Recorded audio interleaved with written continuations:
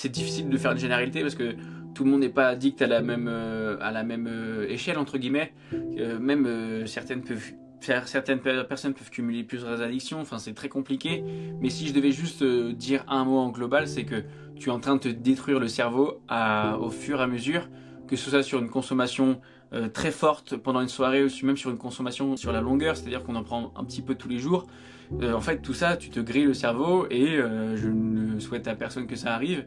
Mais il y a des gens du coup qui ont perdu l'usage de certains membres parce que du coup le protoxyde d'azote a complètement grillé le cerveau. Mais après c'est un message un peu général et je ne sais pas si je pourrais faire des généralités. En tout cas, si quelqu'un est devant moi aujourd'hui, je ne saurais pas comment le prendre parce que je ne suis pas psychologue ou quoi que ce soit, mais je pourrais juste lui apporter mon expérience, moi ce que j'ai vécu, et je pourrais rien faire de plus que même le soutenir s'il a envie d'être soutenu pour essayer de se sortir de tout ça. C'est sûr que quand il y a eu cet incident, ça a servi comme énorme électrochoc.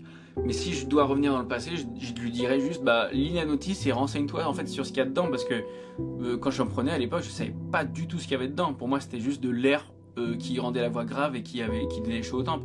Je connaissais pas du tout ce qu'il y avait dedans, mais si je retourne dans le passé et je dis, écoute, je viens du futur, t'as failli te griller le cerveau, évite parce que hein, bah là peut-être que oui, je comprendrais parce que du coup, comme je l'ai dit juste avant, en fait, ça m'a complètement dégoûté. Donc si j'ai réussi à me dégoûter, certes avec cet énorme incident, est-ce que je pourrais pas réussir à me dégoûter juste en lisant l'étiquette et en sachant ce qu'il y a dedans, quoi, tout simplement. Mais oui, je pense que j'aurais réussi à me faire changer d'avis.